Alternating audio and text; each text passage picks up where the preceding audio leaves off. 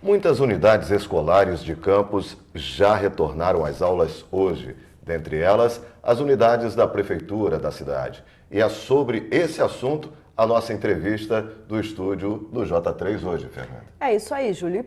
Para a gente falar sobre isso, a gente convidou o secretário de Educação do município de Campos, o professor Marcelo Félix. Professor, seja muito bem-vindo, obrigado por estar aqui com a gente.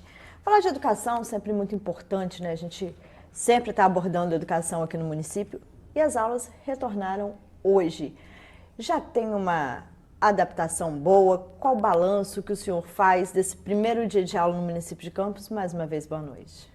Boa noite, é um prazer estar aqui com vocês e realmente, como você diz, né, falar de educação é sempre desafio, mas também gratificante. E agora que a gente está iniciando esse ano letivo, a gente tem a satisfação de saber que a cada ano a gente está aperfeiçoando mais o nosso modelo de ensino e, naturalmente, a estrutura das escolas também vem avançando bastante. Se voltássemos 2 anos atrás, né, veríamos que o avanço é imenso. Então, hoje a gente sabe que os nossos alunos podem retornar às suas unidades, temos uma rede bastante expressiva, com 234 unidades escolares, e praticamente todas as unidades começaram no dia de hoje. Algumas estão fazendo pequenos ajustes que vão começar uma semana depois, após o Carnaval, mas é um número muito pequeno. Então, estamos aí com uma expectativa muito positiva para que esse ano de 2024 a gente possa ter os nossos alunos com segurança, sendo bem atendidos e com a aprendizagem de campus realmente avançando. Muita gente retornando ou tem aquela preguicinha, né, Júlio? Tem muita gente que acha que o ano só começa depois do Carnaval, né?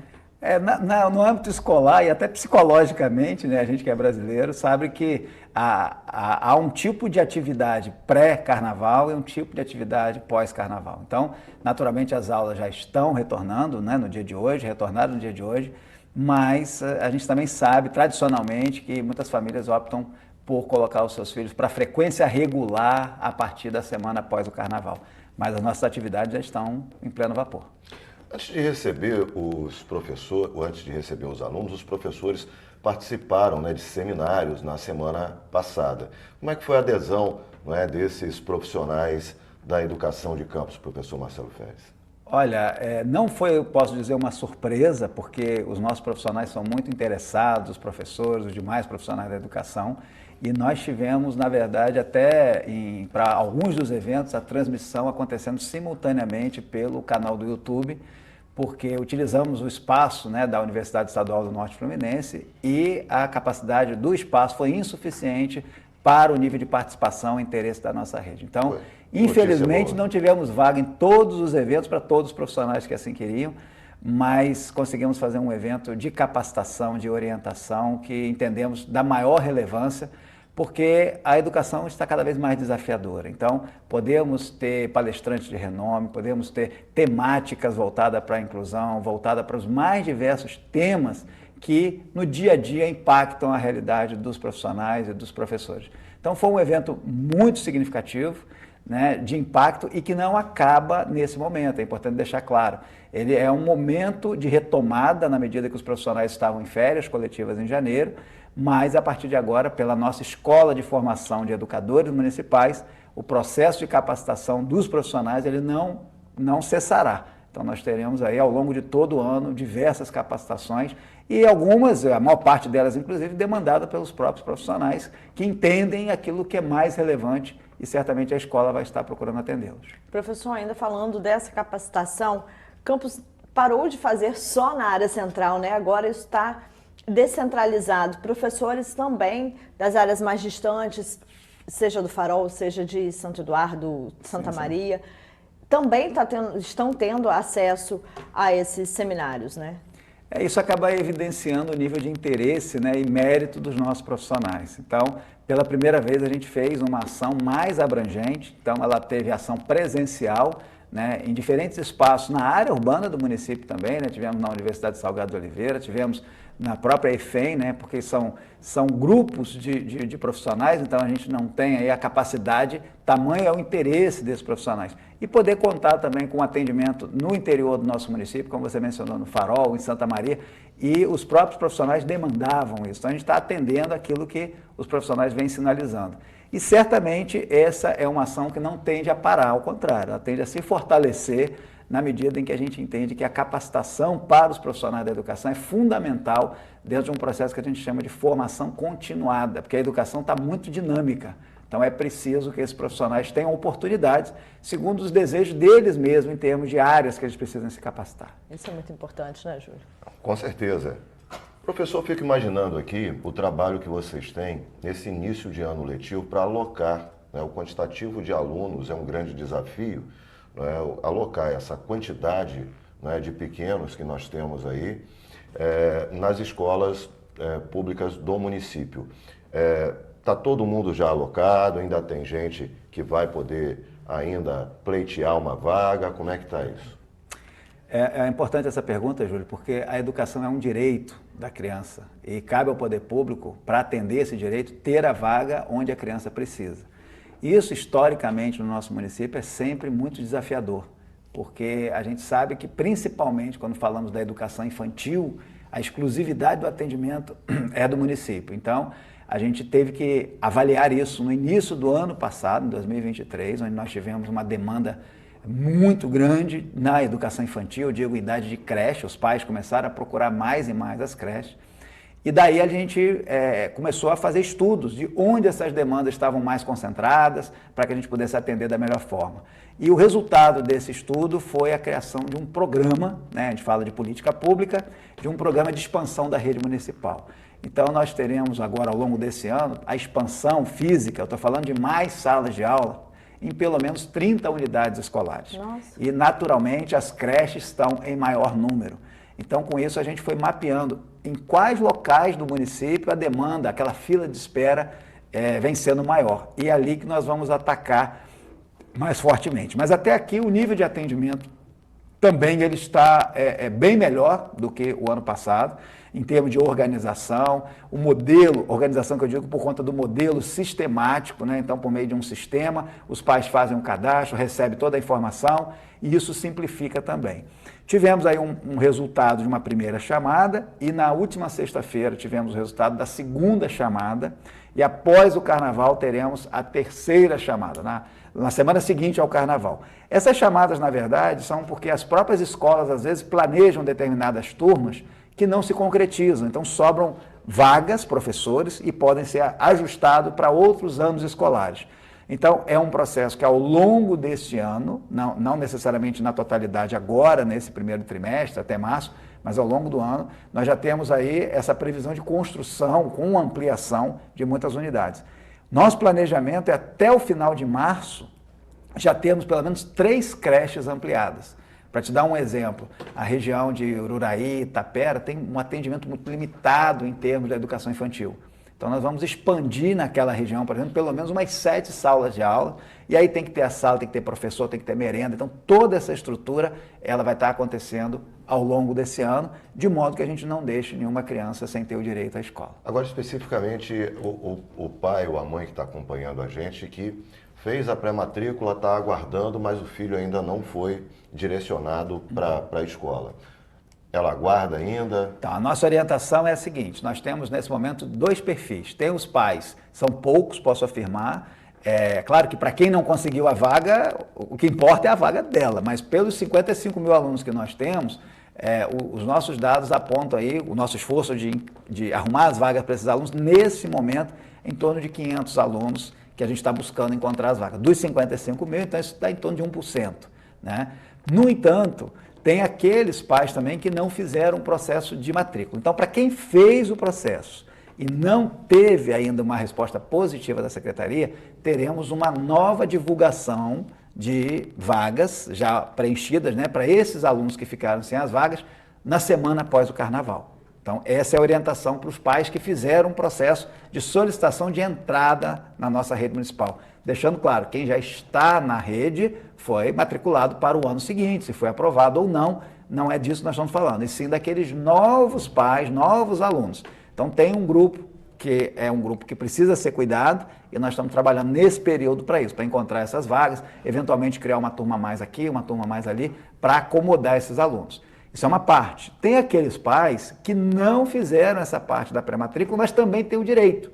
Então, o sistema passa a estar aberto hoje no nosso portal da educação, o portal PAI, para que aquele pai que eventualmente não fez a matrícula, ele pode entrar agora e fazer a solicitação, é um sistema, fica aberto 24 horas, são solicitados alguns dados e ele vai entrar nesse procedimento aí de cadastro para que a gente possa também estar alocando esses alunos. Agora, professor, na época da pandemia, muita gente acabou deixando a escola particular e buscando uma vaga na escola pública.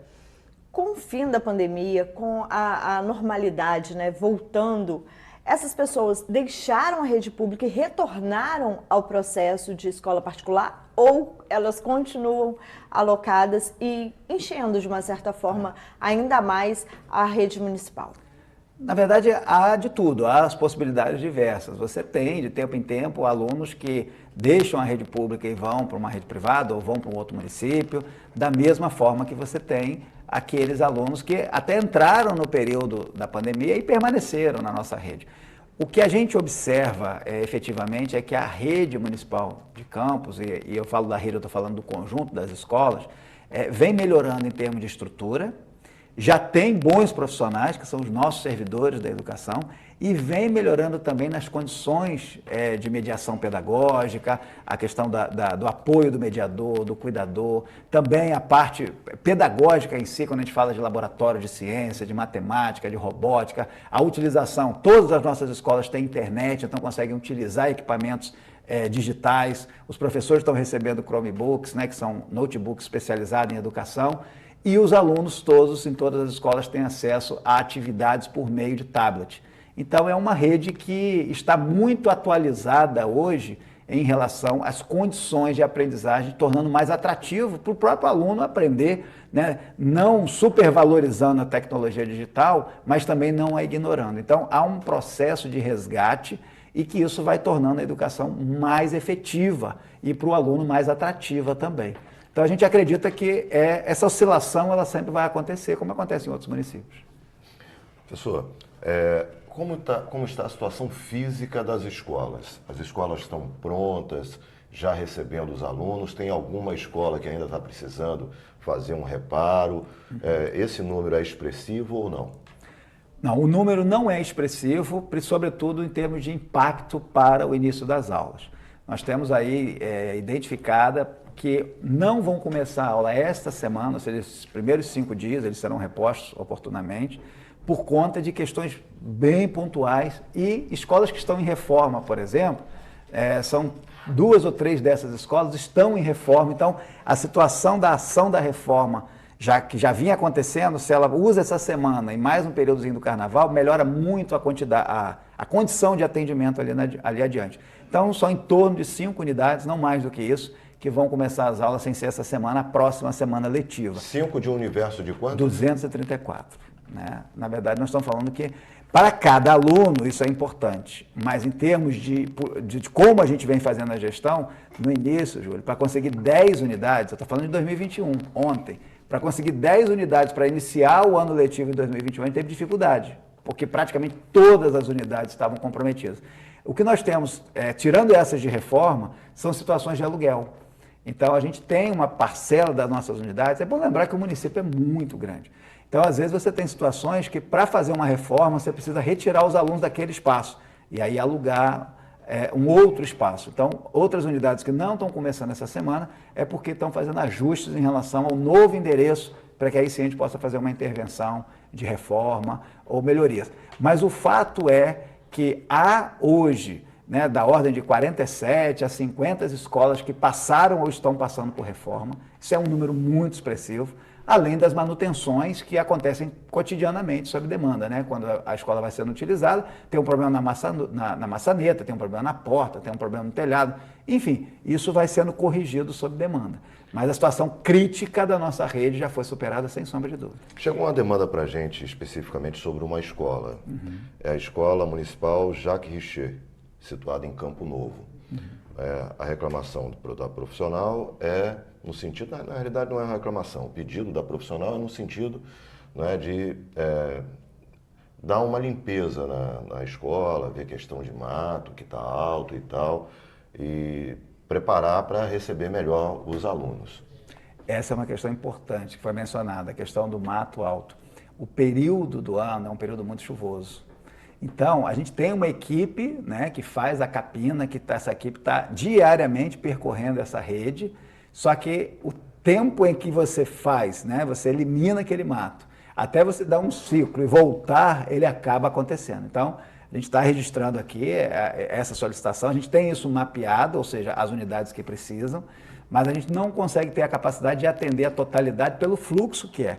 A solução definitiva para isso, em algumas escolas, é a gente eliminar aquela parte que é muito voltada para uma área só de chão, por assim dizer, né, e conseguir colocar alguma pavimentação, ainda que parcial, que aí você controla principalmente os arredores do espaço de acesso à sala de aula. E outras escolas têm um espaço bastante grande, aí por mais que você faça a capina, ela vai ter que ser renovada permanentemente. Mas então essa questão de limpeza e capina, ela está dentro de um pacote de manutenção, sim, né? E nesse caso a gente faz com a própria equipe da secretaria, né, que vai cotidianamente, todo dia tem gente fazendo capina. No entanto, a gente sabe que esse tipo de ação que foi mencionada acaba acontecendo. Tem muito professor que está acompanhando a gente e senão os professores e professoras vão puxar a orelha da gente se a gente não perguntar.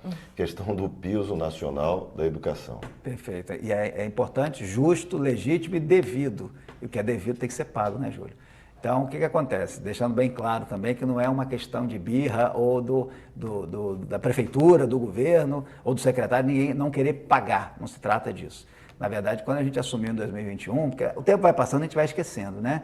Quando a gente assumiu em 2021, não havia nem a regência de classe sendo paga, ou seja, o professor para dar aula, ele tem um valor adicional que é a regência de classe. Isso tinha sido cortado. Professores de contrato que estavam ajudando a rede, né, que não são professores que são concursados, mas são contratados por tempo determinado, também estavam em casa, sem receber salário. E dali para diante, né, o governo vem fazendo uma série de ações de recuperação gradativa da questão da valorização salarial dos profissionais. Então, daí foi progressão horizontal, progressão vertical. No nosso caso da educação, tem um programa, tem uma formação, de acordo com a formação, ele tem uma titulação, né?